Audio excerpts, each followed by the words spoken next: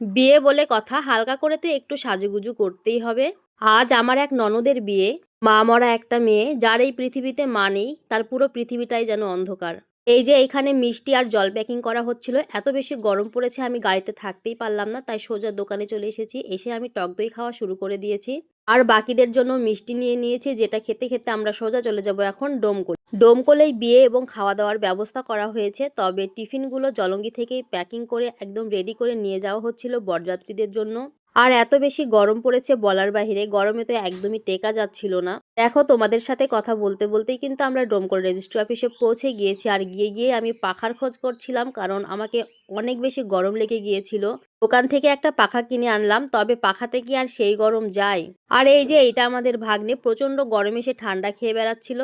বরের আসার সময় হয়ে গিয়েছে, এই জন্য গাড়ি থেকে টিফিনগুলো নিচে নামিয়ে নিল। আর এই যে দেখো, তোমাদের সাথে কথা বলতে বলতে ফাইনালি কিন্তু বরের গাড়ি চলে এসেছে। বর চলে এসেছে মানেই কিন্তু বিয়ের কাজ এখনই শুরু হয়ে যাবে। যেহেতু বিয়েটা বাড়িতে হচ্ছে না, বাইরে হচ্ছে, সেহেতু মুরব্বীরা আগে ঠিক করলো যে বিয়েটা আগে কমপ্লিট করতে হবে। এই জন্য এই তো কাজী সাহেব কিন্তু লেখাপড়া অলরেডি শুরু করে দিয়েছে। আর এই যে এইদিকে বরযাত্রীদের টিফিন দেওয়া হয়েছে, তারা সেটাই খাচ্ছে এখন।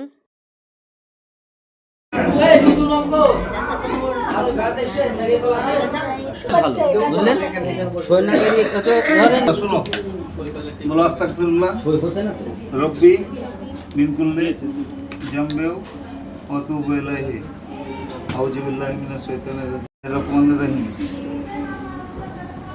আচ্ছা শোনো, ফরিদপুর থানার অন্তর্গত নাকনা গ্রাম নিবাসী মনোজ শেখের পুত্র রতন শেখ বাকি 50,000 টাকা মোহরানায় তোমাকে বিবাহ প্রস্তাব করেছে। তুমি রতন শেখকে স্বামী বলে কবুল করো। বলো আলহামদুলিল্লাহ, কবুল করলে। তাহলে বিয়ে পড়ে দিচ্ছে। হ্যাঁ, রাজি আছে তো?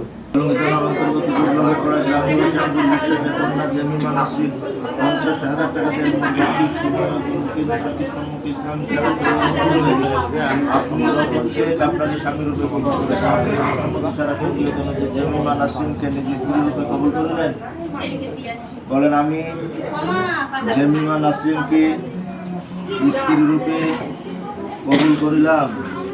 কাবিল তোহা জাওয়াজ তোহা আন নিকাহ তোহা। আলহামদুলিল্লাহ, বিয়ের কাজ সম্পন্ন হয়েছে এবং মেয়ের সাজানোর যে ডালা সেটাও মেয়ের হাতে তুলে দেওয়া হয়েছে। আর আমরা মেয়েকে এখন সাজিয়ে গুজিয়ে রেডি করে দেব। আর এই যে আমাদের সাজানো কিন্তু প্রায় শেষের দিকে। এই গরমে মেয়েকে যতটুকু পেরেছি সাজিয়ে দিয়েছি।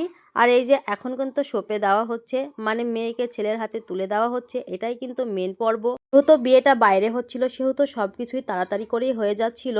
আর এই যে সব শেষে খাওয়া দাওয়ার পর্ব। প্রথমে ছেলের বাড়ির লোক মানে বরযাত্রীদেরকে খাওয়া দাওয়া করিয়ে দিয়ে আমরা বাড়ির সবাই কিন্তু একসঙ্গে বসে খেয়ে নিচ্ছিলাম। আমরা অনেক সকাল সকাল এসেছিলাম আর অনেক ক্লান্ত হয়ে গিয়েছিলাম আর অনেক ক্ষুধাও পেয়ে গিয়েছিল। তাই এই যে তাড়াহুড়ো করে খাওয়া দাওয়াটা সেরে ফেললাম। যাই করি না কেন, পেট শান্তি তো জগৎ শান্তি। খিদে তো পেয়েছে, তবে এই গরমে একদম নাজেহাল হয়ে গিয়েছিলাম। খেতে বসেও অনেক বেশি গরম লাগছিল। এত বেশি গরম পড়েছে, এই গরমে খাওয়া দাওয়া করে টক দই খেয়ে একটু শরীরটা ঠান্ডা করে নিলাম। আর এই যে এখন মেয়ে বিদায়ের পালা, তাদেরকে বিদায় দিয়ে আমরা কিন্তু নিজেও বাড়ি যাওয়ার প্রস্তুতি নিচ্ছিলাম। যাই হোক বন্ধুরা, আজকের ভিডিওটি এখানেই শেষ করছি। সবাই ভালো থাকবেন, সুস্থ থাকবেন।